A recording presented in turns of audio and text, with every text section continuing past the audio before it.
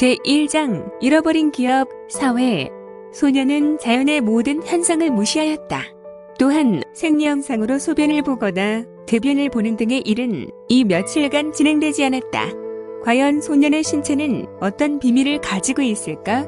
이런 삶을 살아도 소년에게는 아무 문제가 없는 것인가? 지금까지 소년을 보았다면 그의 비밀은 고금을 막론하고 신비 그 자체라 할 수 있을 것이다. 아무튼 소년은 하늘까지 솟은 산을 보며 어두움이 내려와 있어 소년이 있는 곳은 다소 외로운 정적만이 있을 뿐이었다.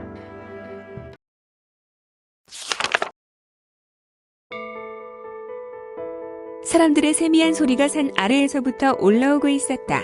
먼 곳에서 희미한 불빛이 하나 둘씩 보이기 시작한다. 이제 시간이 흘러 밤이 되었고 어두운 길인데 소년이 있는 위치에서 사람들은 비록 작은 산이지만 오르고 있다. 시냇물 길을 따라 오르고 있었고 소년은 앉아 있었던 자리에서 감고 있는 눈을 스르르 뜨고 일어난다. 무슨 일이지? 올라오는 사람들의 움직임으로 봐서 반 시즌 정도면 이 자리에 30여 명가량 지나가겠군. 소년은 시냇물 돌턱에서 비켜서서 숲으로 들어가 사람들의 행로에 방해가 되지 않도록 결심했다. 반 시즌 지나자 소년은 나무 위로 올라가 나무와 동화되어 모습이 사라진다. 이는 또 무슨 기행인가?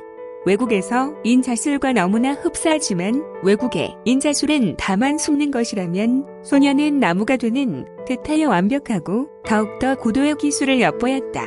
인자술을 펼치는 인자보다 훨씬 뛰어난 고수들은 인자들의 숨은 위치나 정보를 어느 정도 기의 흐름에 따라서 알게 된다. 하지만 소년이 펼치는 신술은 도무지 감을 잡을 수 없을 것이다. 그냥 소년이 있는 자리는 나무 잎 위로 보이기 때문이다. 그의 술과 기에는 초고수의 무리민도 사실상 불가능한 능력으로 보였다. 일반인의 육안으로는 도저히 소년을 발견할 수 없었다.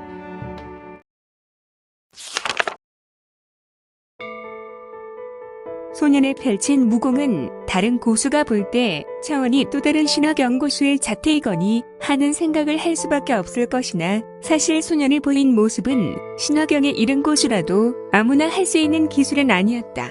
반 시즌이 지나 사람들의 웅성거리는 소리에 소년이 있는 곳까지 조금은 소란하였고 산중 오르는 길이기 때문에 멀리까지 사람들의 웅성거림은 퍼지고 있었다. 어이, 여보게 이제 이 작은 산 허리를 8분 능선 넘었으니 쉬었다 가세. 산을 오르고 있는 사람들의 우두머리 정도 아니면 길잡이 정도 되는 사람이 묵직하고 걸걸한 소리에 의해 사람들은 웅성거리며 각자 자리를 잡고 앉아서 쉬었다.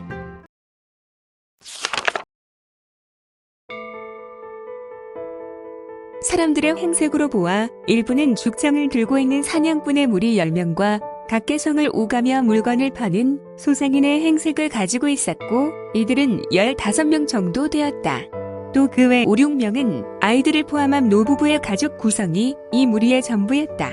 이렇게 무리를 지어 선행하지 않으면 언제 또 산왕 백호놈이 나와 사람을 집어삼킬까 두렵네. 벌써 올해 만 40여 명가량 마을 사람들과 이 산을 넘으려는 외지 사람들이 희생되었네. 우리가 알고 있는 사람의 수가 이 정도지. 그렇지 않고 알지 못하는 사람의 수까지 생각한다면 아이고 정말 끔찍하구나. 그는 머리를 심하게 흔들었다. 우두머리로 보이는 사람이 말을 하였다.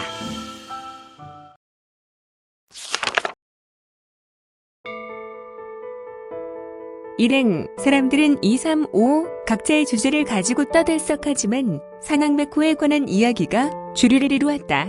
다시 가죽옷을 입고 있는 우두머리가 이야기한다. 우리야 여러분들을 보호하며 약간의 경비를 받아서 좋으나 매번 여간 불편하지 않네요. 우리 사냥꾼들이 사냥을 잡으려 무리를 지어 이 산을 수백 번 왕복하여도 하나가 오르면 그 녀석에게 당하여 온갖 상처투성이의 시체로 발견되고 2명이 아니 5이 오르면 똑같은 모습으로 발견될 뿐 다른 도리가 없었소. 지난 겨울 대장간 연식이가 백호를 보았는데 너무 떨려서 그 자리를 뜨지 못하고 산속에서 숨죽이고 백호를 보았다지 않소.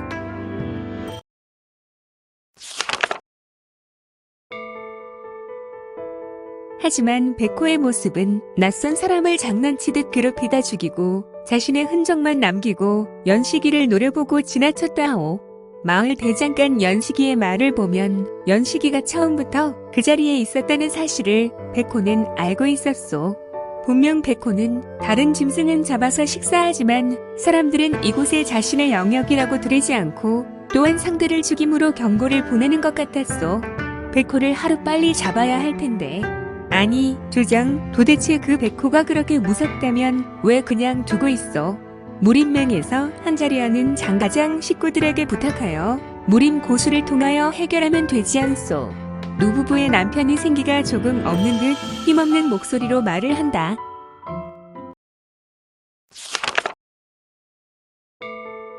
그렇지 않아도 우리 사냥꾼들이 장가장에게 부탁하지 않았어. 사냥꾼의 힘으로는 도무지 사냥 백호를 잡을 수 없다고 하며 우리가 그동안 사냥을 하여 모은 곰과 멧돼지 등 짐승과 가죽 등을 들고 찾아가 보았지만 장가장 장주는 무림맹의 중요한 일로 출타 중이라고 지지난 겨울에 차남을 통하여 들었고 차남에게 장주의 허락 없이는 무공을 사용할 수 없다는 답변만 듣고 돌이킬 수밖에 없었다오. 나라의 정변이 나고 원이 물러가 이제는 살만하겠다 생각하였는데 홍무제 황제께서는 아직도 이 땅의 이민족을 몰아내야 하고 중원의 안정을 도모해야 한다고 무림맹을 통하여 무림 고수를 전장에 차출하고 있으니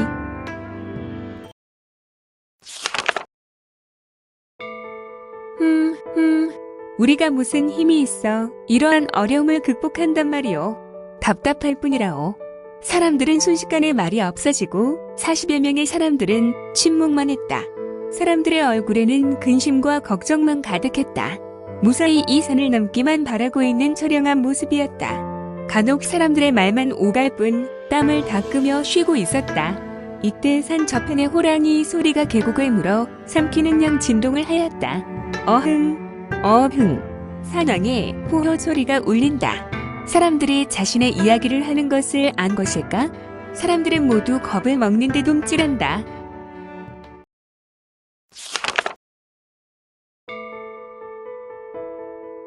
소년 수혁, 얼마 전 냇가에서 운기 조식하며 자신의 이름이 수혁인 것을 알게 되었다.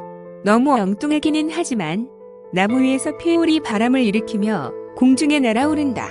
어풍비행의 신법이다.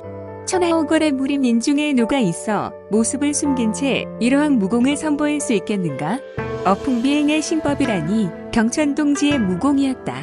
백호산어는 숲속에 웅크리고 있다가 일어나 주변으로 슬렁거린다. 어른 5명 높이, 사장 정도 높이에서 소년 수혁은 천천히 내려와 나무에 걸터앉는다. 산엉이 사람의 냄새를 맡은 듯 어슬렁거린다.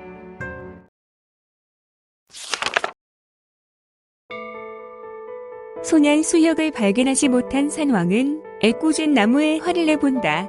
날카로운 발톱을 들고 아름드리 나무를 후려가 낀다. 적, 후두둑, 쉬익, 쿵. 호랑이 이것만 한 번의 발놀림으로 그 큰 나무가 부러지고 넘어간다. 참, 아무리 산왕이 황소보다 조금 더 큰 덩치를 자랑한다고 하여도 호랑이지 않은가? 넘어간 나무의 두께로 본다면 도무지 믿어지지 않는다. 장정 2사람이 팔을 벌려 맞잡아야 하는 두께였다. 이런 사냥이라는 녀석은 수혁을 발견하고 나무 위에 수혁을 노려보며 한바탕 싸움을 걸 판이었다. 마치 수혁이 고양이 앞에 쥐라고 생각하는 것 같았다.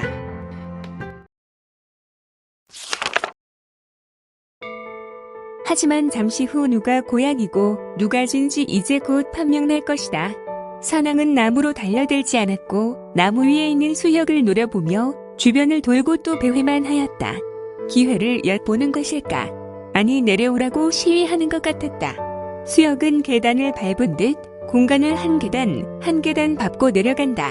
참 기막힐 노릇이다. 보통 무림의 고수들 같으면 단숨에 내려가 떨어지는 속도로 산왕의 정수리 혈에 단단한 무릎으로 박아 승부를 내겠다마는 소년 수혁의 모습은 공간을 한 계단씩 밟으며 내려간다. 이런 허공답보.